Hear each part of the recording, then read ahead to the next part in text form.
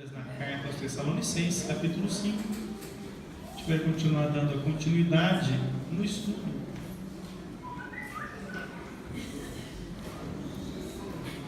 Como eu disse para os irmãos, o capítulo 5 demandaria muitas terças-feiras, porque ele é uma coleção de vários conselhos individuais que são tão pertinentes para nós, meus irmãos. E hoje nós vamos, se Deus nos der essa graça, meditar nos versos 14 e 15, porque eles tratam de um assunto que também é muito pertinente para a igreja do Senhor Jesus. 1 Tessalonicenses, capítulo 5, versos 14 e 15. Todos os irmãos compraram? Amém. A Escritura Sagrada diz assim: rogamo-vos também, irmãos, que admoesteis os desordeiros, consoleis os de pouco ânimo, sustenteis os fracos e sejais pacientes para com todos. Vede que ninguém dê a outrem mal por mal, mas segui sempre o bem, tanto uns para com os outros, como para com todos. Amém, meus irmãos? Amém. Meus irmãos, a nossa fé, a fé cristã, ela tem uma característica muito peculiar, que ela trata de relacionamentos. A fé cristã é uma fé baseada em relacionamentos. Um relacionamento vertical de Deus, nosso Pai, e os seus filhos perdoados, que somos nós, a igreja, e os relacionamentos horizontais, que são os relacionamentos interpessoais que nós temos. Então, para a nossa fé, é tão importante o que nós fazemos para Deus, quanto aquilo que nós fazemos com o próximo também. Então, não existe nenhuma possibilidade na Bíblia da gente isolar essas coisas. Não tem como estar bem com o irmão se eu não estou bem com Deus, e não tem como eu estar bem com Deus se eu não estou bem com meu irmão. Então essas duas realidades, elas convivem numa harmonia e numa simbiose maravilhosa. Eu só estou bem com Deus se eu estou bem com meu irmão, e eu só estou bem com meu irmão se eu estou bem com Deus. Amém, meus irmãos? Por isso, esses dois versículos aqui, eles são uma convocação a termos responsabilidade uns com os outros. Talvez o maior fracasso da igreja de Erna é que a gente pensa muito em si mesmo. E a igreja foi pensada por Deus como uma comunidade de discípulos, onde todos pensam em favor de todos. Então o que eu vejo aqui é um convite para que a gente se sinta responsável pelo nosso irmão, que a gente se sinta sinceramente sensibilizado por aquilo que o nosso irmão está passando, e a gente possa, com um coração totalmente encharcado com o amor de Deus, oferecer a si próprio para que o nosso irmão seja abençoado, para que o nosso irmão seja de alguma forma fortalecido. Aqui você vai observar que existem diversos conselhos individuais que parecem um retrato do que é uma igreja, e esses conselhos individuais são todos eles unidos num chamado a sermos responsáveis pelos nossos irmãos. O primeiro conselho que nós vemos aqui é que Paulo nos orienta a admoestarmos os desordeiros. Irmãos, tem desordeiros na igreja? Sim ou não? Tem. Aqui só tem gente. Não é uma igreja de anjos. Tem hora que eu acho que o Wesley Carlos é um anjo, não é? Tem hora que eu até acredito que ele é um anjinho assim. Mas na verdade, boa parte da membresia da igreja é composta por pessoas de carne e osso. E sendo pessoas de carne e osso, de vez em quando elas entram por alguns caminhos meio tortuosos. E aqui Paulo identifica que na igreja existe uma categoria de pessoa que ele chama de desordeiro. O que será que são os desordeiros?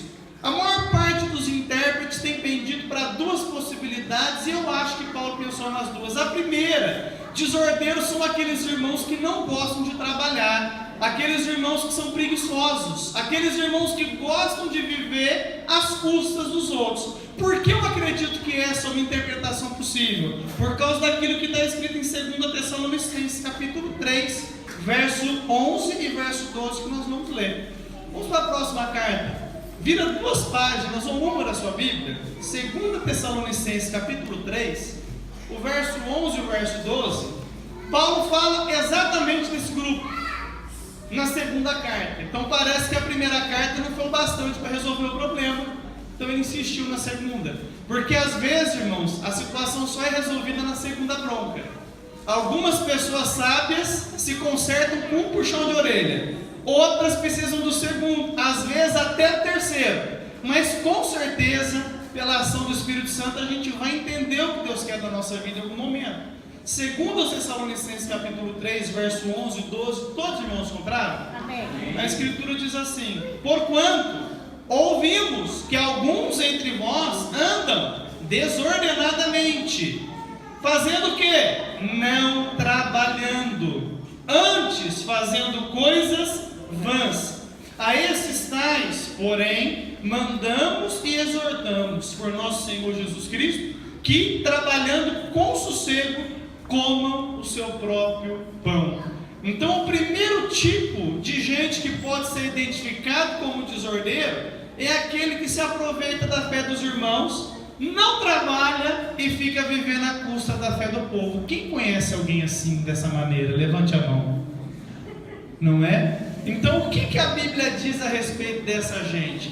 Primeiro, que elas têm que sair da sua ociosidade. Irmãos, mente vazia, diz aí fora que é oficina de Satanás, e é uma grande verdade.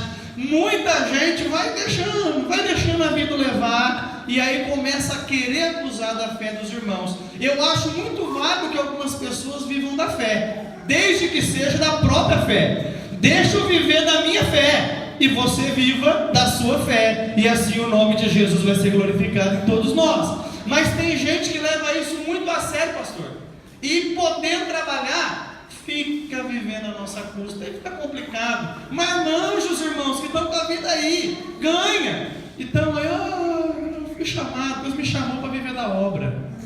Ô irmão, vai lá do lado da minha casa, que eu vou te mostrar uma obra, lá tem um terreno grande para você capinar lá.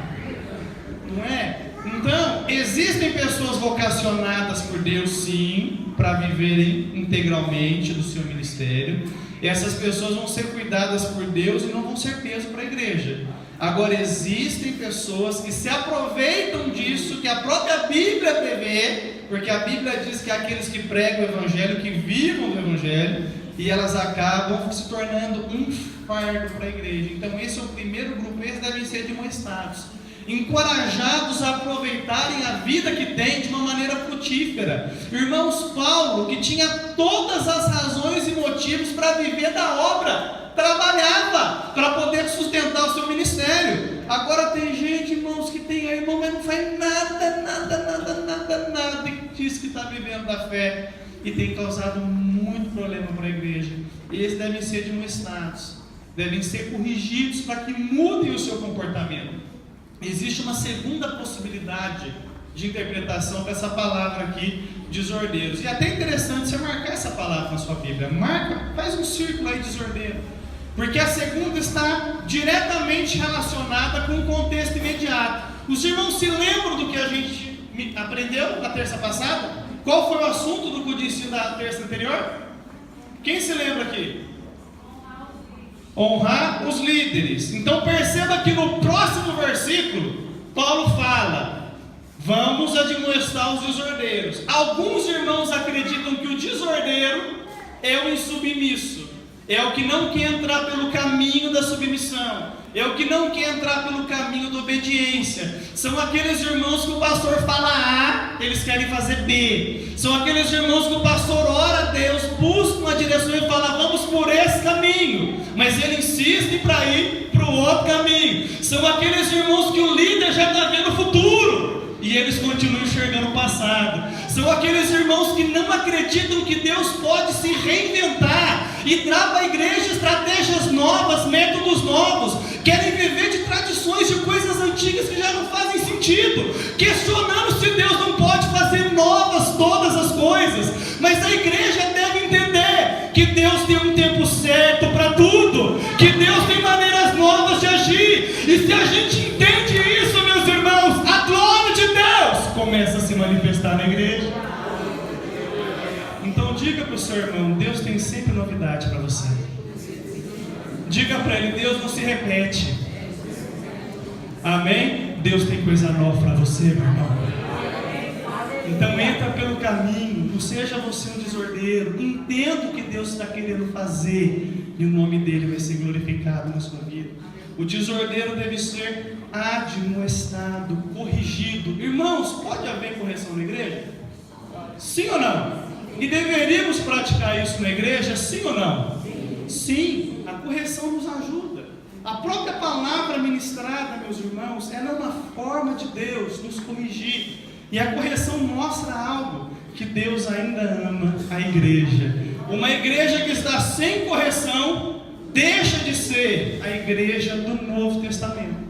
Agora, quando tem correção na igreja, é porque Deus trata com correção os filhos que ama. Aleluia! Então, por isso que quando a gente escuta às vezes uma palavra um pouco mais puxada, que nos convida a uma revisão de valores, um compromisso renovado, a gente tem que olhar para o Senhor e falar: Pai, obrigado, o Senhor está me corrigindo porque eu sou filho ainda, aleluia, porque eu não sou bastardo. Então a igreja forte é aquela igreja que está sendo corrigida pela Escritura. Amém, meus irmãos?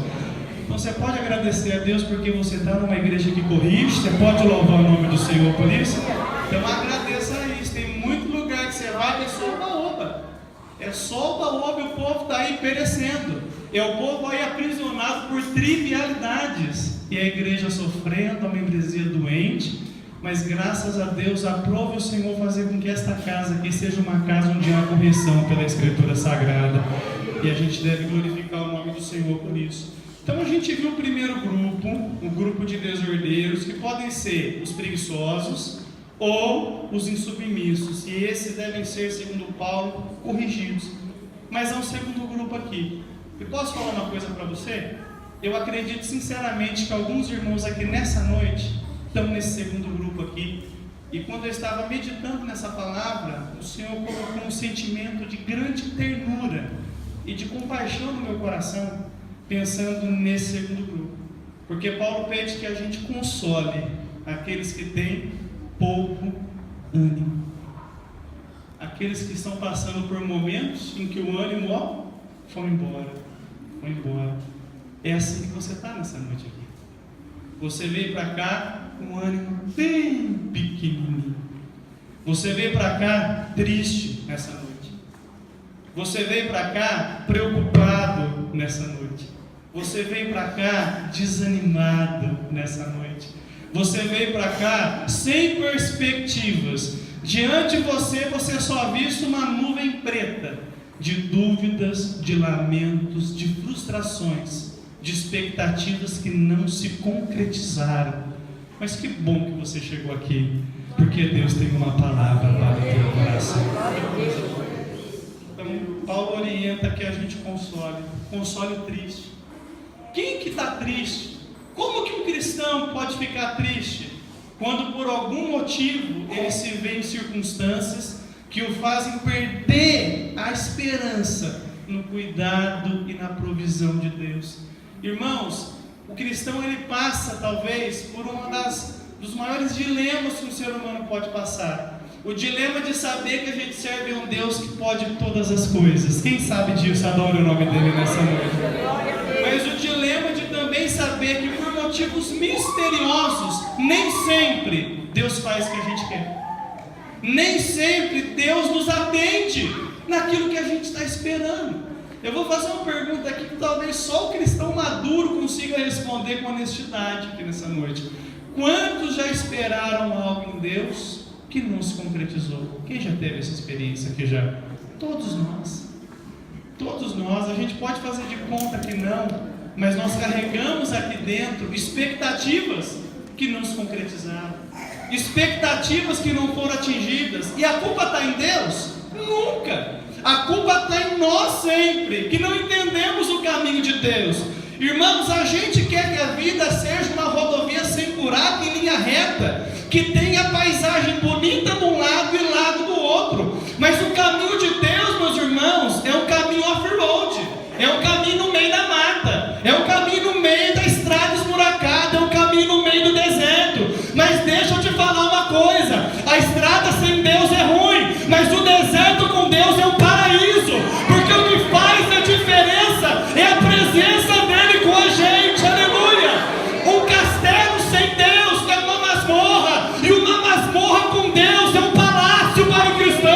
Então não importa onde você está, importa quem está com você. E quem está com você é o Senhor Deus Todo-Poderoso, um Deus que te ama, que te conhece, que não desiste de você. Console os de pouco ânimo. A sua expectativa pode ter se frustrado, meu irmão, mas o teu Deus continua sentado no trono. A tua esperança pode parecer aí que está minguando, mas o Deus de toda esperança está vivo e mora entre nós, e mora dentro de nós. Você pode estar em todo triste, mas parece que não está acontecendo nada. A gente tem que tirar essa visão tão mesquinha do Evangelho. O Evangelho não é um comércio, não é uma barganha, não é um relacionamento de causa e consequência. É um relacionamento de um Pai que nos ama muito. Aleluia. E que às vezes, para nos ensinar, permite que coisas ruins aconteçam com a gente. Está acontecendo coisas ruins com você? Que você não está gostando? Isso não quer dizer que Deus não esteja com você. Isso significa que Deus está te dando a chance de ter uma fé mais forte diante dele, de confiar mais nele. Aleluia, aleluia. Console os de pouco ânimo. Irmão que está triste, o Senhor é a tua alegria nessa noite. O Senhor vai alegrar o teu coração aqui nessa noite. Que você seja fortalecido nessa noite na alegria que vem de Deus para a tua vida. Que você seja fortalecido na certeza que o teu Deus chamou você. Que você seja fortalecido na esperança de que o túmulo está vazio. E se Ele ressuscitou dentre os mortos, se Ele deu jeito até na morte, Ele vai dar um jeito na tua situação também. Seja fortalecido nessa noite pela presença transformadora de Deus na tua vida. Aquilo que um rico não tem, você tem. Presença de Deus na tua vida. Aquilo que a pessoa orgulhosa pensa que tem, que é prestígio, que é poder, não tem nada, ela está vazia.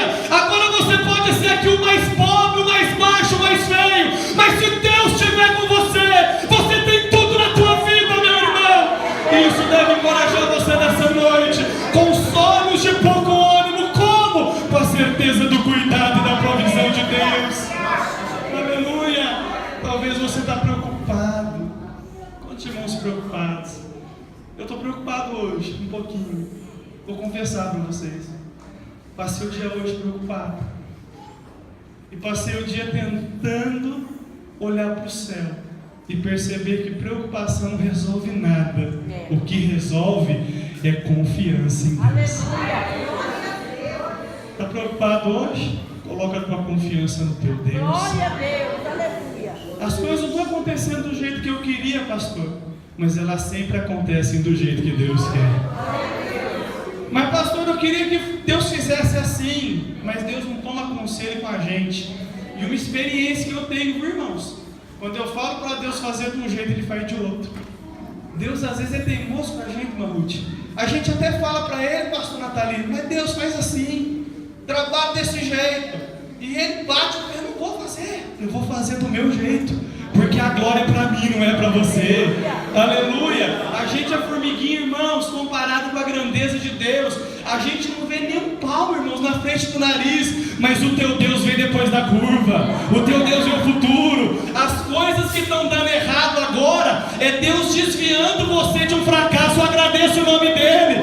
O que aparentemente é um fracasso hoje é só Deus desviando o seu curso, porque o que Ele tem para você lá na frente é muito melhor. Então não fica preocupado. A sua vida está no controle de Deus. Então adora Ele nessa noite. Console os de pouco ânimo. Console os desanimados. A gente se desanima, irmãos, porque a gente cria expectativas. Sabe qual é o maior defeito do ser humano? É criar expectativas. E com quem criamos expectativas? Com outros seres humanos. Não é verdade? Mas a gente sabe que a gente não consegue garantir nem o próprio desempenho.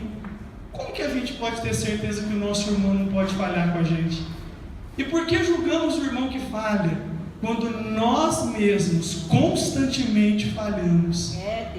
Então a gente tem esse defeitinho que todo Todo ser humano tem. A gente cria expectativas. Então só existe uma pessoa que nunca vai decepcionar você: o Senhor teu Deus, o Todo-Poderoso.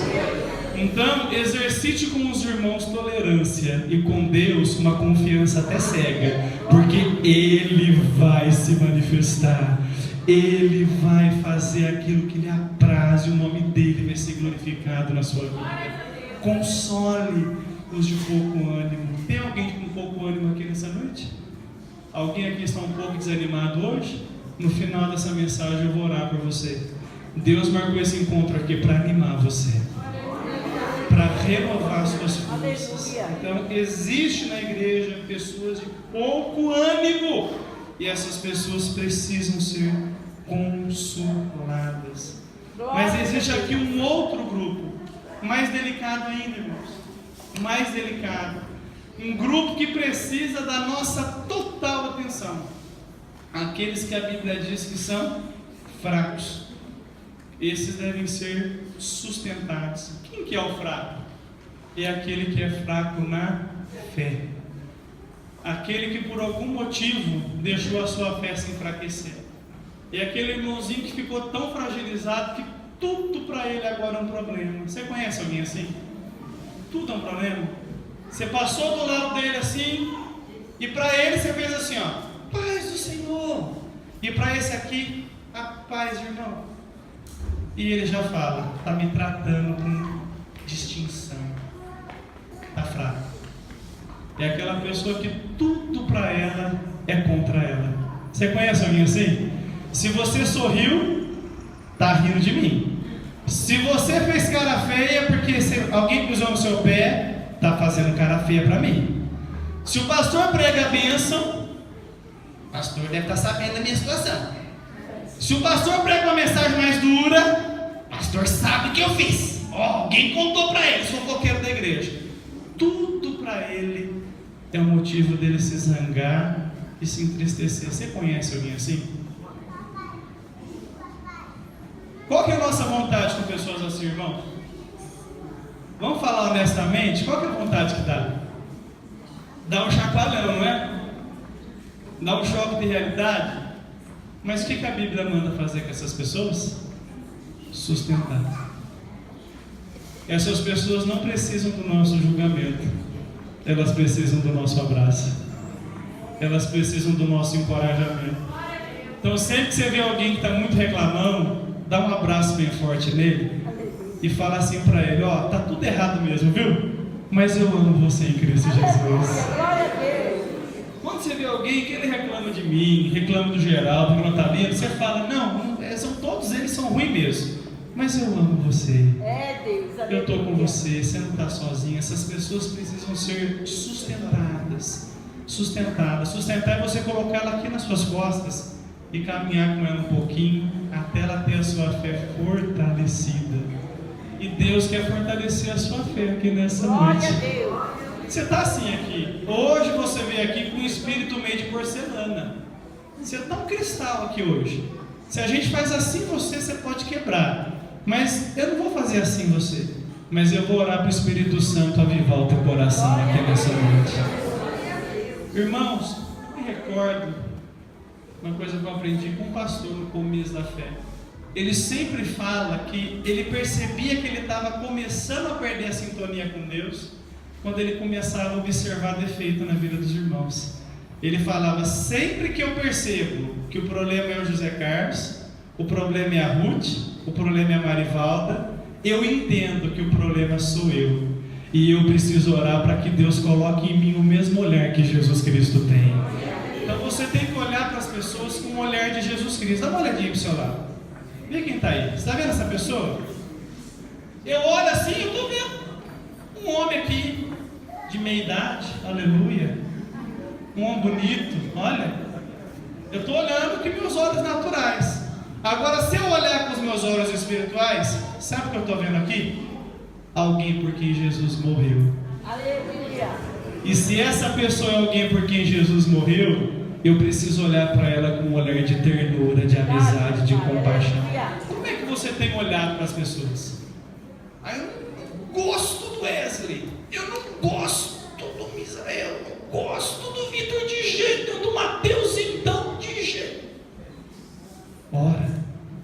Fala com Jesus. Jesus, coloca o teu amor por esses irmãos aqui dentro. E quando você olhar para eles, o seu olhar vai ser transformado pelo Espírito Santo.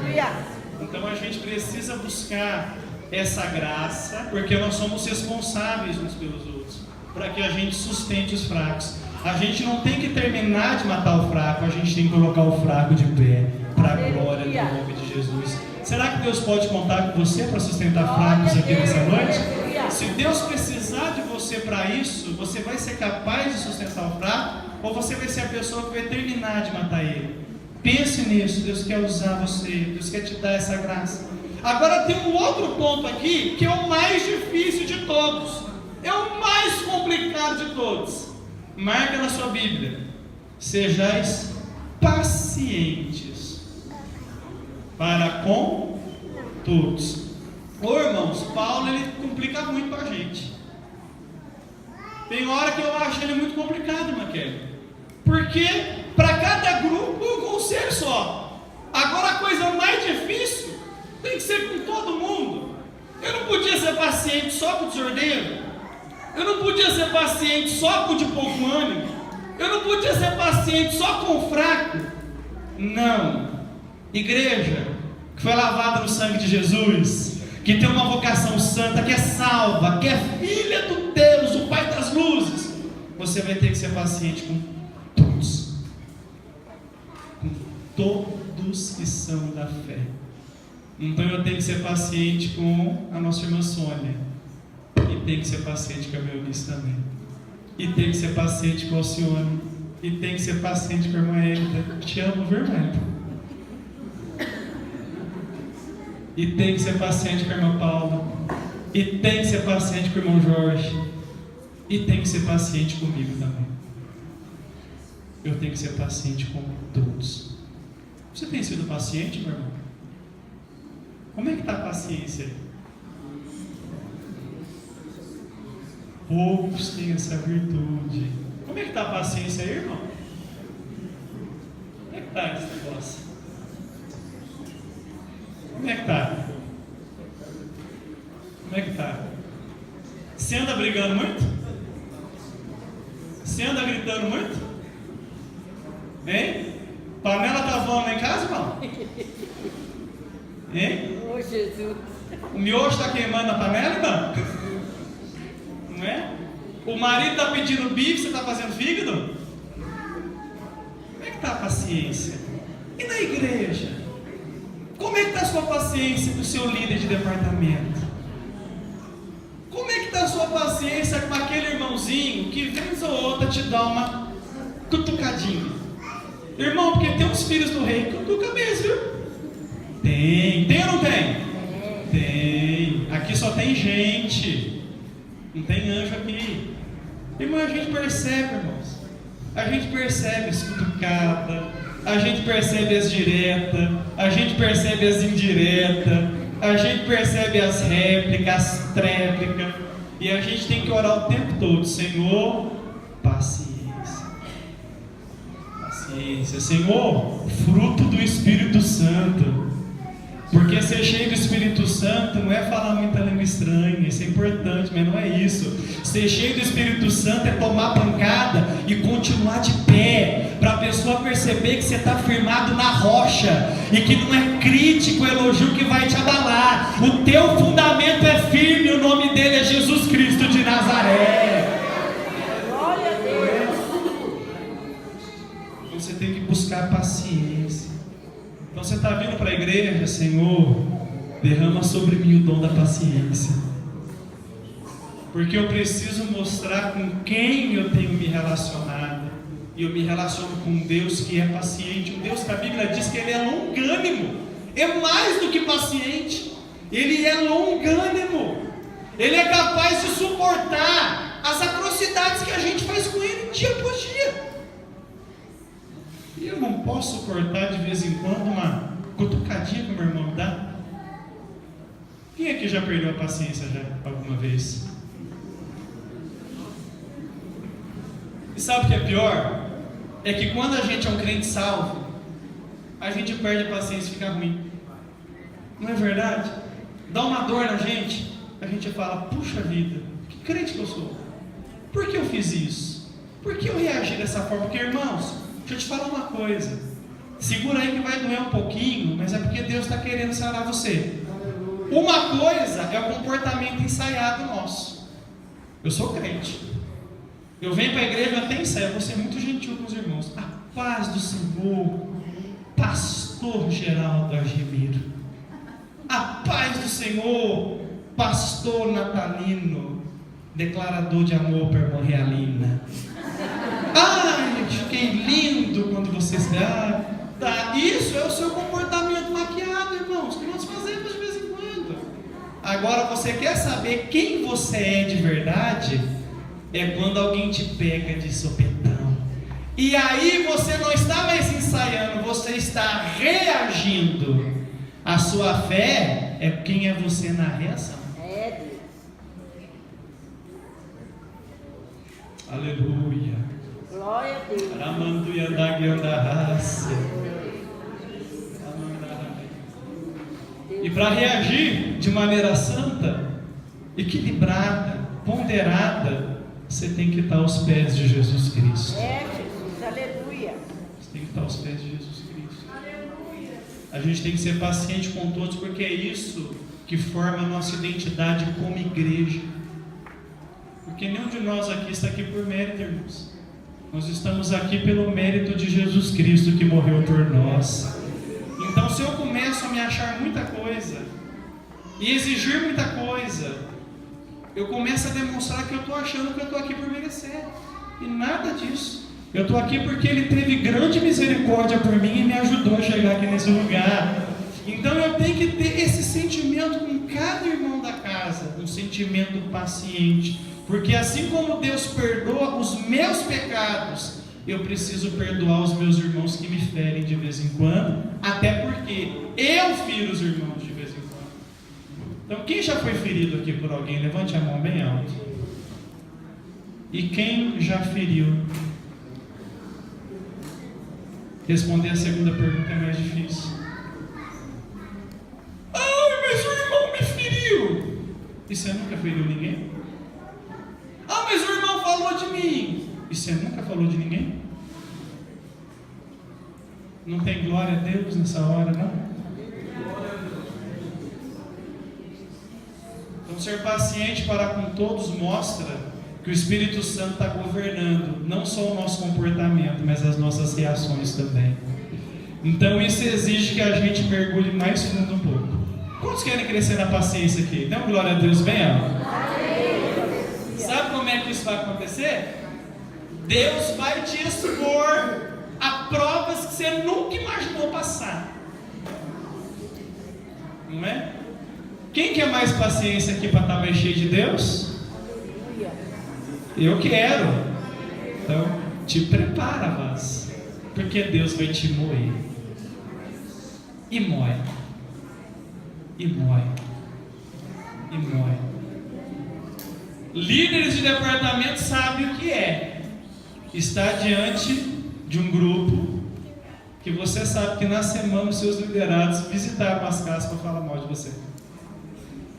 E você tem que ali orar, buscar Deus e chegar diante do grupo cheio do Espírito Santo. E como você é uma pessoa classuda, cheia de Deus, a pessoa que você sabe que cutucou você é quem você vai dar um abraço apertado e vai mostrar o maior sorriso. Porque essas pessoas que nos cutucam precisam ver que nós temos um sorriso no rosto. Porque o amor que Jesus sente por nós nos torna fortes para suportar aqueles que por motivos às vezes triviais não gostam muito da gente. Então Deus vai colocar um sorriso no teu rosto aqui nessa noite. E vai colocar em você esse coração que é capaz de exercer a paciência, que é capaz de suportar, para que a igreja viva em paz. Quantos querem uma igreja cheia de paz aqui? Adoro o nome de Jesus. Aí você é isso. Seja paciente. Seja paciente. Quando tomar pancada, conte só para uma pessoa. Só para Jesus Cristo de Nazaré. E aí você vai começar a perceber que o clima vai se tornando cada vez mais ameno, mais harmonioso, porque a gente começa a exercitar aquilo que a Bíblia manda a gente fazer. Amém, meus irmãos? irmãos, sejam pacientes. Ainda dentro do tema paciência, o apóstolo vai um pouquinho para frente ainda. Porque aqui vai residir o nosso maior desafio. O verso 15 é o maior desafio nosso aqui nessa noite, irmãos. Vede que ninguém dê a outrem mal por mal, mas segui sempre o bem, tanto uns para com os outros, como para com todos. Qual que é a reação natural nossa quando a gente toma pancada, meus irmãos? É revidar. Revidar. E já revidamos, não revidamos? Já. Sempre a gente incorre nesse problema. Só que a bênção não é retribuir o mal com o mal, mas é retribuir o mal com o bem. Irmão, isso arrebenta qualquer ser humano. Eu vou contar uma história com E. Então é uma história mesmo, é real, mas ela ilustra o princípio. Conta que duas vizinhas brigavam muito, irmão. E com insultos, e uma gritalhada, e uma bate-boca terrível. Aí um dia uma ficou tão nervosa que ela pegou todo o lixo da semana, pastor Geraldo, fez um embrulho de presente lindo e foi levar para a amiga vizinha. E chegou lá e falou assim: olha, pensei tanto em você essa semana que eu te trouxe esse presente aqui. E quando a amiga abriu o presente, era aquele lixo fedorento, irmão, de uma semana. E a amiga falou: miserável, ela me paga. Aí sabe o que ela fez? Ela foi numa floricultura, comprou o buquê de flores mais bonito que tinha lá e levou para a vizinha. Bateu na porta: eu vim retribuir o que você fez para mim. E quando ela abriu, estão aqui flores para você. Mas eu te dei lixo, por que você está me dando flores? E ela respondeu: porque cada um dá aquilo que tem. O que você tem dado, meu irmão? Lixo ou flores? O crente dá flores. Flores de um coração transformado pelo Senhor Jesus Cristo. Flores de um coração tolerante e perdoador. Flores de um coração que é capaz de ver além. E que é capaz de entender que a vingança pertence a Deus, não pertence a gente. Então a gente precisa retribuir o mal com o bem. Fazer coisas boas. Irmão, desconstrua os relacionamentos tóxicos que acontecem na igreja. Tem encrenqueiro na igreja ou não tem, irmãos? Tem. O que a igreja madura deve fazer com o encrenqueiro? Amá-lo, ajudá-lo. Então Deus sempre enche alguém do Espírito Santo para se tornar amigo do encrenqueiro. Para quê? Para poder ajudá-lo a ter um outro comportamento, irmãos, porque a santidade contagia, viu? A santidade contagia. Você pega alguém que é mais ruim, que é mais obstinadinho, você se aproxima dele, o seu procedimento começa a transformar aquela pessoa. Então, Deus vai usar você para transformar desordeiro. Você crê nisso? Pode adorar o nome do Senhor Jesus? Se aproxima dele, não exclui não. Às vezes a gente tem uma atitude muito moralista de ver o irmão que é atrapalhado e isolar ele. Não, isso não é o caminho. O nosso caminho é integrar, trazer ele para mais perto da gente ainda. Para quê? Para que o nosso procedimento e a presença de Deus em nós transforme aquela pessoa. Porque, irmãos, esses crentes que dão trabalho costumam se tornar os melhores trabalhadores do reino de Deus. Aleluia. Todo crente trabalhoso que é consertado na igreja, ele se torna um crente esforçado na obra de Deus. E quem sabe Deus não vai levantar crentes esforçados aqui por louvor da glória de Deus. Mas cabe a gente. Como que a gente vai fazer isso? Retribuindo o mal com o bem. Irmãos, eu tenho uma atitude que eu faço. Eu recomendo os irmãos. Tem sido o meu escape. Muitas vezes, irmãos, eu trabalho vários clientes. Está tendo vários clientes ao longo da semana. E a minha profissão é uma profissão de muita energia. Eu trabalho com publicidade e propaganda. Então você imagina, prazos apertados, clientes bravos, retrabalho. Eu estou atendendo um cliente que eu estou na terceira semana que eu estou refazendo o mesmo trabalho por um mero capricho do cliente. Você percebe que já não é embelezar ou melhorar, é capricho. E o que você tem que fazer numa situação dessa? Orar.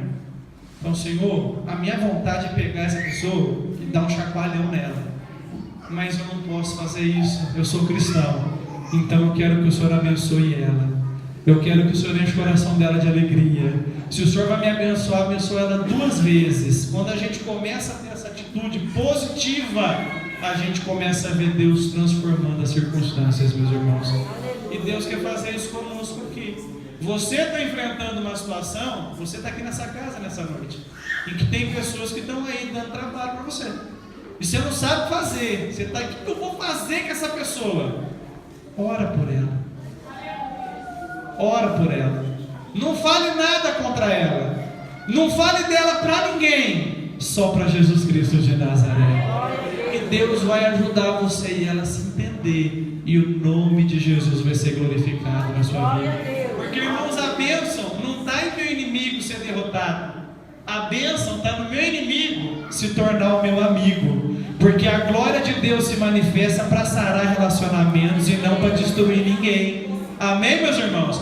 Eu não quero que o meu inimigo me veja no palco e na plateia. Eu não quero isso não, isso não é atitude de crente não. E eu quero que aonde eu estiver, Ele esteja comigo também. Porque dessa maneira o nome de Jesus é glorificado. Deus é glorificado quando a situação é pacificada, meus irmãos. Então a gente tem que ter esse coração bem disposto a oferecer o melhor para quem nos oferece o pior. Porque foi isso que Jesus fez para a gente. Não foi? O que você ofereceu para Jesus em vida? Ingratidão, muitas vezes. Más ações, muitas vezes. Um coração duro e orgulhoso, muitas vezes. E o que Ele deu para você? Amor. Perdão.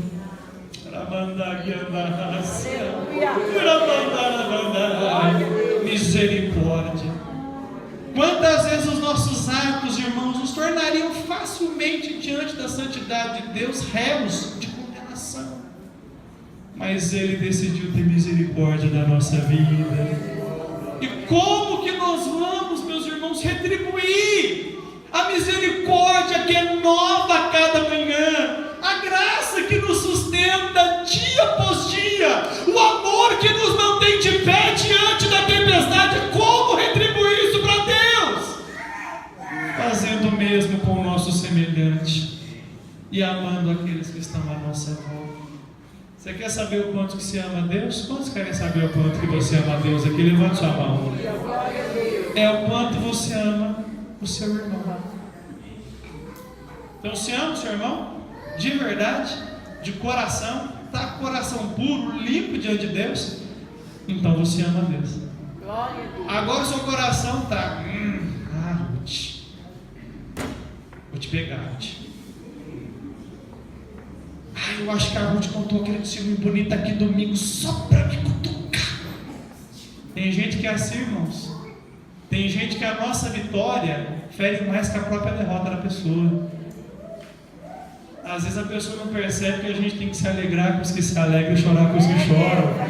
Porque a vitória do meu irmão é a minha vitória. Porque se Deus fez na vida dele, faz na minha também. Aleluia, glória a Deus.